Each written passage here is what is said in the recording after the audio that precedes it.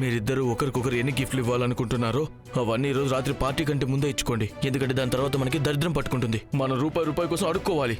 ఓరి మూర్ఖుడా, ఏంటి పిచ్చివాగుడు వాగుతున్నావు? నేను పిచ్చివాగుడు వాగుతున్నానా? మరి అదేంటి నువ్వు ఈ రోజు మొత్తం కుటుంబం ముందు చెప్పింది ఈ ఇల్లు, ఆస్తులు, బిజినెస్ అని రాఘవ్ పేరు ట్రాన్స్ఫర్ చేయబోతున్నానని.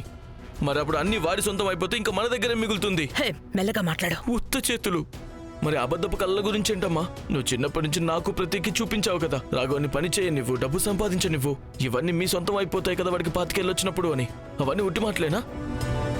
ఒకవేళ అలా కాకపోతే మరి ఎప్పుడు ఎక్కువ విలువ వాడికే ఎందుకు ఇచ్చావు? మమ్మల్ని ఎందుకు అధికారం చెలాయించనివ్వలేదు?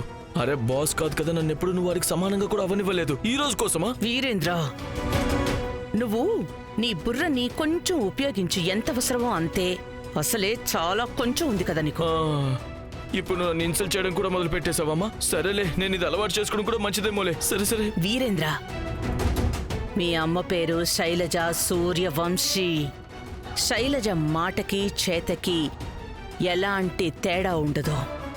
నువ్వు చూస్తూ ఉండు, నేను కూడా ఆ పేపర్స్ మీద సైన్ చేస్తాను, రాఘవ కూడా ఆ పేపర్స్ మీద సైన్ చేస్తాడు. కానీ ఎప్పుడు?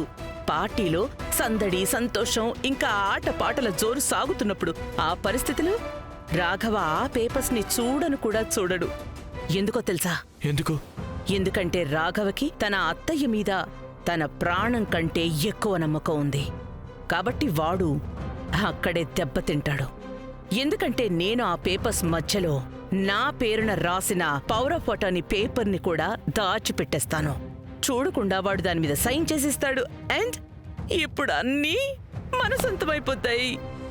కానీ ఇవన్నీ అంత ఈజీ కాదమ్మా.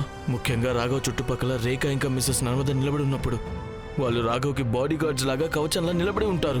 నువ్వేంటి నన్ను మూర్ఖురాలు అనుకుంటున్నావా? నేను దాని గురించి కూడా ఆలోచించాను. పైగా చాలా ఆలోచించాను. సమయం వచ్చినప్పుడు నేను దానికి కూడా దారి వెతుకుతాను. గత 25 ఏళ్లుగా నేను ఈ కలని నా కళ్లల్లో భద్రంగా దాచుకున్నాను.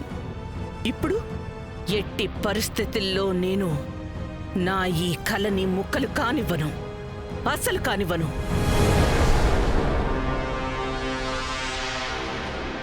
Wish you many happy birthday sir. Thank you.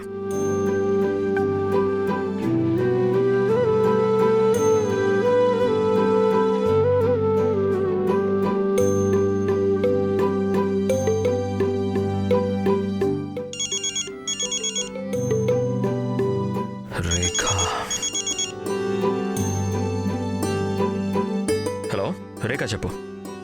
ఏమైంది ఈరోజు? మీ హెలోలో ఆ హస్బెండ్ల మ్యాజిక్కే లేదే. కొంపదీసి మీరు ఎవరి కాల్ కేసమని ఎదురు చూస్తున్నారా ఏంటి? ఇప్పుడు ఆ కాల్ రాలేదు కాబట్టి దిగులుగా ఉన్నారా ఏంటి? ఆ వ్యక్తి ఉన్నతి అయితే కాదుగా. రేఖా, ఎప్పుడైనా ఒకవేళ నీ దగ్గర నుంచి రిపోర్టర్ జాబ్ పోతే అప్పుడు నువ్వు జ్యోతిష్యం చెప్పుకోవచ్చు తెలుసా. ఒకరి గొంతు విని నువ్వు ఇలాగా అన్నీ ఎలా చెప్పగలుగుతున్నావు చెప్పు. వేరే వాళ్ళ గురించి కాదు రాఘవ్, మీ గురించి.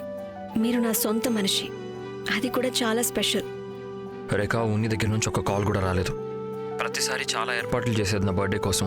ఒకవేళ నేను వేరే ఊర్లో ఉంటే వీడియో కాల్ కూడా చేసేది. కానీ ఈసారి తన మొహం చూడడం కాదు కదా, తన గొంతు కూడా వినలేదు ఇప్పటి వరకు.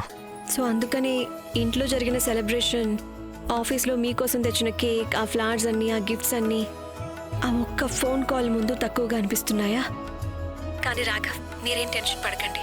నేను నా మిషన్ ఉన్నతిని పార్టీకి తీసుకురావడంలో సక్సెస్ అవుతాను. చూస్తూ ఉండండి. అవునా? ఒకవేళ నువ్వు అలా చేయలేకపోతే? నాకు తెలుసు. ఒకవేళ నేను అలా చేసినా అది మీ మిగిలిన 3 విషెస్కి కౌంట్ అవ్వదు. రైట్. Bye bye. ఇదిగోండి, తీసుకోండి.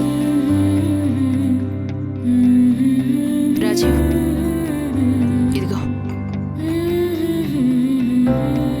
ఇది దేనికి పెద్దమ్మా? ఈరోజు రాఘవ్ పుట్టినరోజు కదా, అందుకే ఇందాకే పూజలో తన పేరున నైవేద్యం పెట్టాను. నేను ఆ దుర్గమ్మ తల్లిని వేడుకున్నాను, రాఘవ్ని ఎప్పుడూ చల్లగా కాపాడమని, తన మనసులో కోరికలన్నీ నెరవేరాలని. అమ్మా ఉన్నతి, ఇదిగో రాఘవ్ పుట్టినరోజు ప్రసాదం. ధ్రువ్, తీసుకో. థ్యాంక్ యూ సో మచ్ అత్తమ్మా, అన్నయ్య బర్త్డేకి పూజ చేసినందుకు.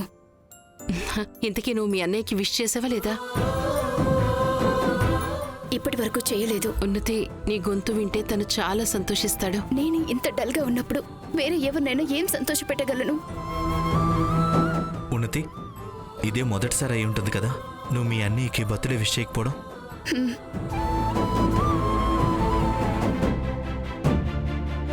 అంతా బానే ఉంటుందమ్మా.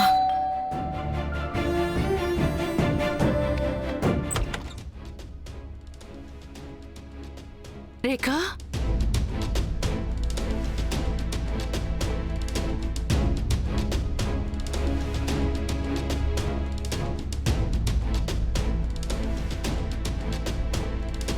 అమ్మ రేఖా, నువ్వేంటిక్కడ హఠాత్తుగా? అమ్మా,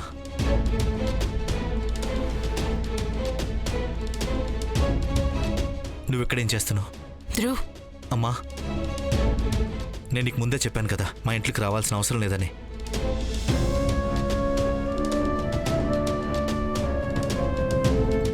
ధ్రువ్, అందుకే నేను ఇంటి బయట నిలబడ్డాను.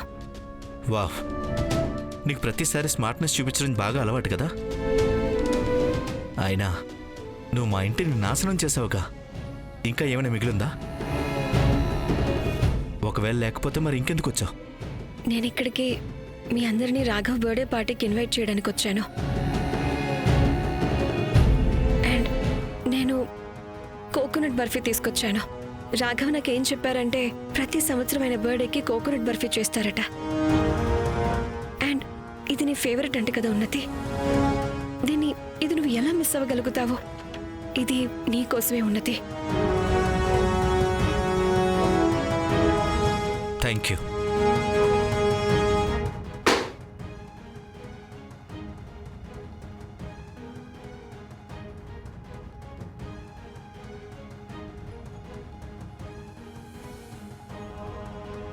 ధ్రువ్, నీ కోపం నా మీద కదా, ఏం పర్వాలేదు. కానీ రాఘవ్, ఆయనేం చేశారు నిన్ను?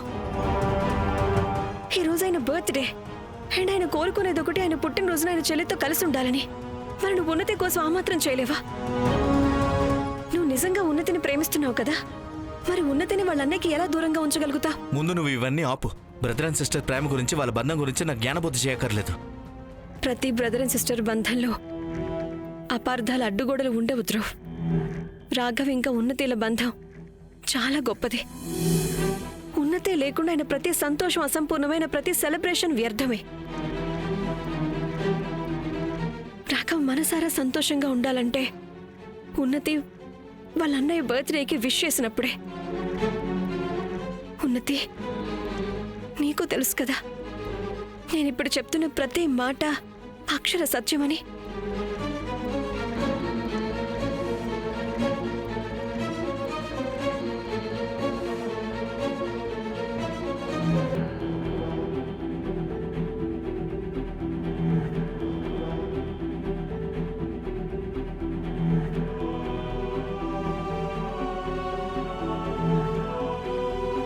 నువ్వు రావటం రాకపోవటం అది నీ ఇష్టం ధ్రువ్. ఇప్పుడు ఉన్నతి ఏదైతే చేసిందో దానికి నాకు ఒక నమ్మకం కుదిరింది. రాఘవ్ సంతోషాల్లో ఖచ్చితంగా భాగమవుతుంది. జరిగినవన్నీ మర్చిపోయి